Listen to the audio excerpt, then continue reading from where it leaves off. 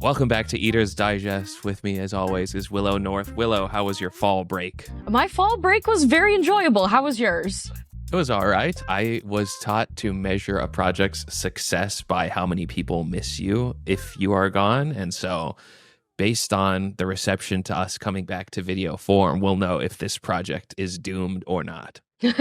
Well, I hope you missed us, guys. Yeah, please say you missed us. This is the most fun thing I do, and I hate that I can't get it off the ground. Please. We miss you guys. Say it back. Say it back. Well, not much has changed with me other than moving a bunch of stuff. There's a little bit of screwdriver mess here, but for the most part, I've contained the mess to off camera. So I am fully back, fully ready to talk about the news. Please hit me with the headlines. All right. First up, we have back-to-back recalls have customers feeling uneasy. 3 major companies have issued Listeria recalls in the last 3 months alone. Boar's Head, Bruce Pack, and most recently Treehouse Foods. So far, over 20 million pounds of combined product have been recalled, contributing to an increase in customer skepticism regarding the safety of our food. Listeria, however, remains particularly difficult for these companies to manage, despite an overall increase in food safety measures over the last several decades. It feels like contaminated food is just all the rage right now. McDonald's is having a huge E. coli moment. Boar's Head just sort of recovered from their Listeria moment, and now all of the prepackaged meat products, that's Bruce Pack, right? That supplies like Trader Joe's and... Yes, I believe they supply to Trader Joe's, Walmart, a bunch of the regular sort of big name grocery stores like Kroger. Basically any sort of prepackaged like frozen enchiladas or bagged salad mixed with chicken is a no-go right now. And then on top of it all, Lunchly has mold in the cheese. Are you familiar with this? Mr. Beast's Lunchables competitor has mold in the cheese now. I have heard lots about this. I've not heard about the mold thing, though.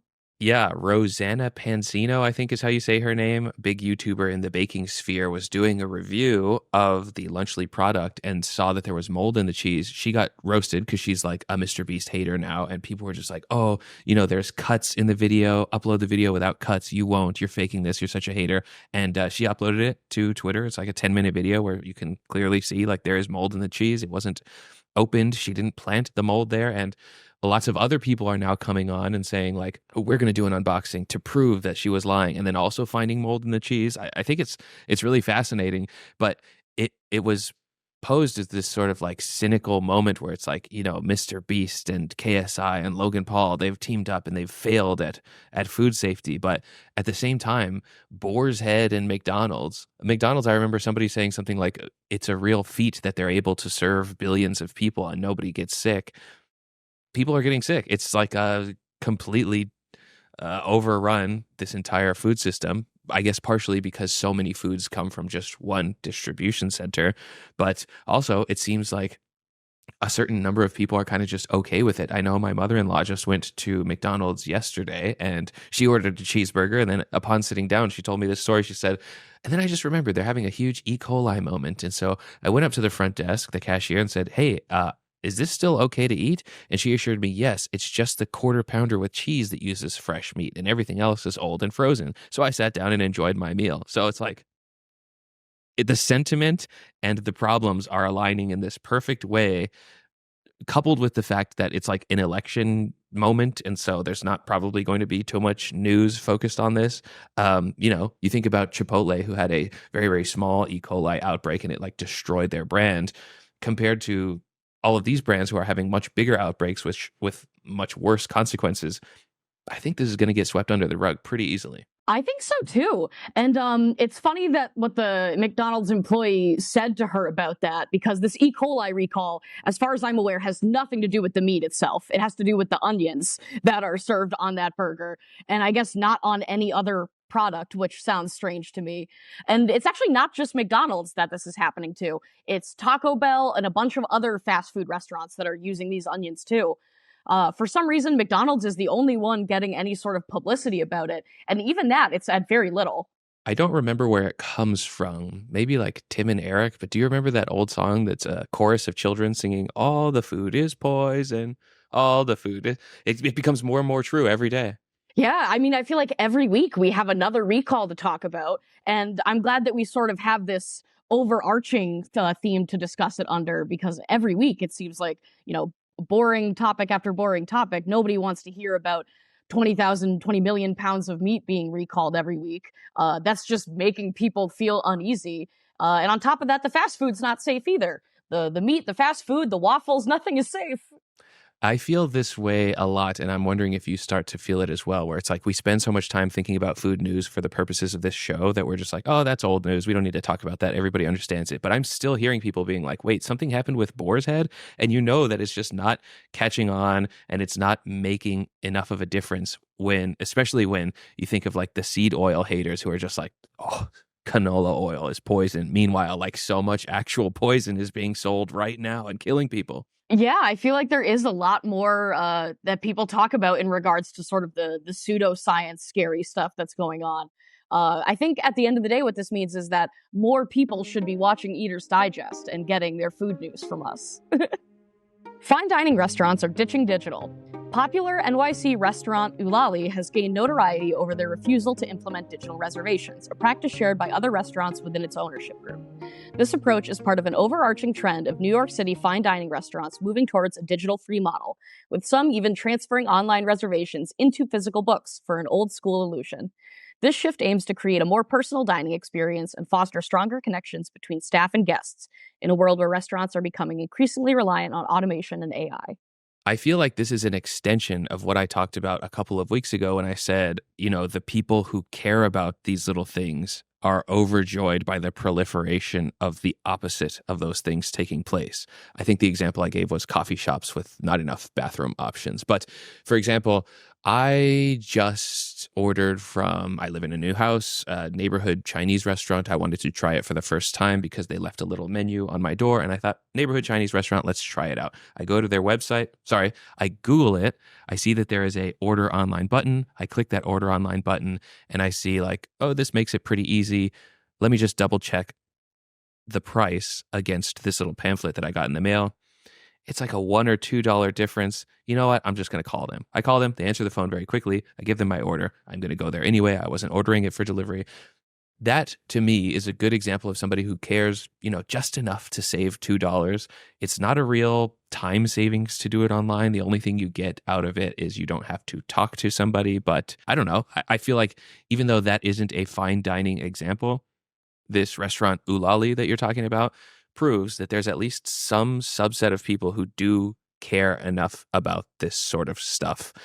And even though my example wasn't fine dining, maybe fine dining is the vanguard for behavior like that. I think personally that if I'm going out to a fine dining restaurant and I'm going there to eat very high quality food in a very nice atmosphere with high quality service, I would hope that the method at which that I made my reservation is the last thing on my mind at the end of that meal.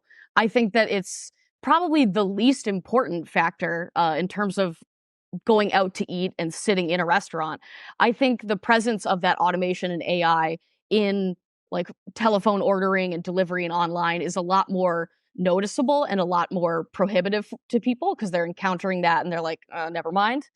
But I think in terms of something like a reservation, I think it has so little effect on your actual experience at the restaurant that it feels like too much of a focus on aesthetics, in my opinion. I believe it was Keith McNally, the owner of Balthazar in New York City, who said that they were switching over to a leather-bound book at their hostess stand. Not entirely switching over, but copying their online reservations into this book at the hostess stand. So you have this big, beautiful, embossed leather book that people see when they come in, but it's still being made through Resi and OpenTable online.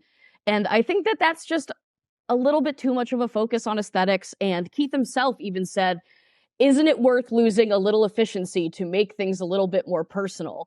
And I think the answer is no. If you are going into your computer and you have your hostess who, I don't know, has maybe even only worked there for a few months, copying down by hand these online listings, that's just one more opportunity for a mistake to get made in transferring that over. And I don't think the loss of efficiency is worth that level of personableness. This is how I know I'm one of these little freaks that's going to keep pushing this because I feel like the answer is just such an easy yes. I understand that you will make potentially more mistakes, but that is the essence of keeping humanity within a system instead of removing it. And, there's a restaurant here called Buck and Ryder that's not even that fancy of a restaurant, but they do online order take or online reservations. You can upload a photo of yourself so that when you walk in, the hostess will know what you look like and say, "Ah, Victor," so that you feel like a regular. You can put in a little message that they'll say something like, "What is this for?" "Oh, it's for an anniversary." So, a little sign on the wall will say "Happy Anniversary" for you. As you're signing your check, and maybe that gets you to leave a little extra tip. I love stuff like that. It's all about hospitality to me. And so if I can even get, I guess in that way, it's sort of like going to a strip club where it's like you understand it's fake. You understand the hostess doesn't care about you and they don't know your anniversary, but it's just like, I'll give you 10 extra bucks to just pretend that you care about me. See, I feel like I'm put off by that. Like, do you have to upload the photo of yourself? Are they taking it like a passport photo in the restaurant? I don't want you to take my photo in the restaurant. Like, The good news is that both of us will thrive in this future because it seems as though my preference is only going to apply to a very small niche of people that attracts other like-minded freaks like myself. I think at the end of the day, these places will continue to have the clientele that likes this, and other places will continue to use AI servers and things like that. And the people who prefer what they want will go to the restaurants that they prefer. And if any restaurateurs are watching this, let me just say, feeling like a regular and getting some kind of rewards points that attract via an app are not even close to comparable. Give me more of this side and less of this side. Thank you. Nutter Butter's bizarre ad campaign aims to target Gen Z audience. In an effort to engage with their Gen Z audience, Nutter Butter has adopted a bold and quirky approach to marketing with a focus on absurd, humorous, and straight-up nonsensical social media content. By stepping away from conventional advertising techniques, the brand aims to forge a stronger connection with younger audiences. This move is part of a larger trend of brands experimenting with social media presence in an attempt to find relevance in today's hyper-online youth culture. You might be too young to remember this, but the social consequences of the Denny's Tumblr page is just still sending ripples through society. I don't know if you remember that. I don't remember the Denny's Tumblr page. However, I do remember the period of time where we had like snarky Wendy's on Twitter. Exactly. That is a child of this. And now Nutter Butter is a grandchild. There are trends. I know Japanese advertising can be often pretty bizarre and strange. And, brands like Old Spice had a lot of success using that strategy. I think that a lot of smaller brands are going to see Nutter Butter's success. I don't know if you even want to call it that, but the buzz around Nutter Butter's campaign and say like, "Well, we should try that." It's not going to work. I think this can only work on like an established legacy brand with a lot of legacy to fall back on. I know something else that we were talking about is Goldfish rebranding itself to Chilean sea bass for a limited time in some meaningless way that doesn't actually change anything. Several years ago, IHOP changed the P to a B to be IHOB to promote their burgers and be International House of Burgers. The thing that all these brands have in common is they are old, they are understood, they are seen as an established brand. And so if anything doesn't work out for them, they could kind of fall back on that and be like, "Oh, remember that weird, quirky moment where Wendy's was kind of bratty?" I think that really is the only way that can work. I think if like a brand new company jumps on the scene with these sort of like deep fried acid trip TikTok advertisements, people will just be like, "These crazy Gen Z kids are starting these cookie companies." And now it's sort of like when you see somebody like Nutter Butter doing it or like Wendy's being bratty on Twitter, people are like, "Gee, that brand has been around for a long time. Like, who did they put in charge of this?" And I think that sort of contrast there is really the only way that this would work. Nutter Butter has been around for a very long time. And to be honest, I think this is the first time I've heard anybody talk about Nutter Butter in the last 10 years. So maybe it is working for them, but I guess we'd have to see the sales numbers to know. Even if it doesn't increase in sales, I think this will be like some cultural moment in the best case scenario where it's like, Quiznos failed, but we all remember those little dancing rats. And the sentiment always seems to be whoever your marketing intern is, give them a raise, because it's understood that like there's a big chain of people who want things the way that they are. And, if anything gets a little too weird, they can just pin it on one person being a little bit too goofy. I think that this is all kind of an interesting side effect of this idea that certain brands are taking the phrase, there's no such thing as bad press, earnestly and literally. I also think that this whole no press is bad press thing can really only happen in the type of like social media culture that we have now, where things move so quickly and are recycled so quickly and forgotten so quickly that even if this for Nutter Butter was not this like viral thing that people are, reposting TikTok videos being like, is Nutter Butter okay? Like, even if this didn't work out for them, they could easily pivot, post a bunch of TikToks, and it would get buried fast enough that people would forget in a couple months. Well, we know that Nutter Butter will be fine, so tell me about the smaller, more up-and-coming brands that are hitting us with new products this week. All right, we have some really fun new stuff coming up. We have Fly by Jing is coming out with 2 different flavors of instant noodles. And then we have Sprite plus tea and Red Velvet Reese's Cups that we can expect to see towards the end of the year. I have long felt that the number of Reese's products are just ridiculous and too much. They have the egg, which is Easter themed, and some ratio of peanut butter to chocolate that is slightly different. They have the pumpkin, and people hyperfixate on one specific shape because it has the perfect ratio of chocolate to peanut butter. And I've never cared about any of that, but red velvet does sound pretty nice, so I would try it. I think it does sound good. It is like a red velvet flavored coating on the top, but then there's still regular chocolate on the bottom and peanut butter inside. I don't know what that red velvet flavor is going to come from, since red velvet is mostly just a chocolate flavor. I'm thinking that maybe there's going to be like a cream cheese note in there somewhere. That's a good guess. I didn't even know that there were a suite of 3 different, or maybe it's just 2, Halloween-themed Reese's products. Well, there's the pumpkin, which changes the ratio, but there's also like a Frankenstein one, which is green on the bottom and brown up top. There's a ghost, which is white. And, Reese's heads will roast me for not knowing all of this, but I did not know that the Reese's hole went this deep at all. It goes so deep. There's also a lot more Reese's products coming out in the next year. I wasn't going to inundate you with them, although I did consider hosting some sort of smash or pass with all of the Reese's products coming up.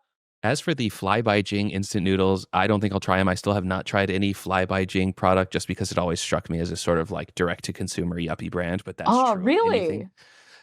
I might be completely wrong about this, but I just kind of always treat any brand that I find out about via Instagram ads in the same way, with like the brightly colored, flat, plain backgrounds and like very harshly lit action shots. I don't know. I understand it to be more and more beloved as time goes on, but I just never gave it a shot. I have not had the noodles yet, although I definitely intend to try them. I'm a big Fly by Jing stan personally. I have tried probably the majority of the products that they make. I have annoyed them so much on the internet that I have a standing discount code that I have been able to use for the last like 4 years. So I think they're going to be really good. I think that they have a very high quality product. I'm very excited to see it. Out of all of these, though, I think Sprite plus tea, probably the least interesting development. We become more and more diametrically opposed with every episode, which is good for drama and good for views. Texas boy loves tea. I will try it. I don't think it'll be really that good, but something that I noticed, I'll try to find the picture of like the new lineup of Coke products that are coming out. They all look exactly the same. They're all lit exactly the same, but the Sprite plus tea has like this weird texture on it. And I wonder, my theory is they had to add this texture to the bottle where none of the other bottles got it because of the color. Like there must have been some kind of focus group where they're like, that looks like a bottle of pee, because they added like a weird bubble texture just to sort of break up the way that it looks. And that's my theory.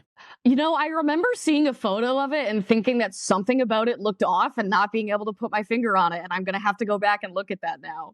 I do think it will be a good cocktail mixer, though. One of my favorite cocktails that I learned in Austin while outside at a summer music festival was the Deep Eddy brand sweet tea vodka with just water and a squeeze of lemon. Very hydrating, very delicious, not too sweet. And if I can replicate that with just the Sprite plus tea and maybe a little bit of plain vodka, even easier. Sounds like a good summer treat, although that is kind of strange that it's coming out in the wintertime. Yeah. Well, I tried the Sprite Cranberry, which is the seasonal offering for the autumnal and wintertime, and I found that to be very gross, which is unfortunate because I had such high hopes for it. I've had it, and I think it tastes like a liquefied Yankee Candle. Wow. We've dropped so much knowledge on everybody. We've given so many great insights that you won't find anywhere else, like Sprite plus tea looks like PP.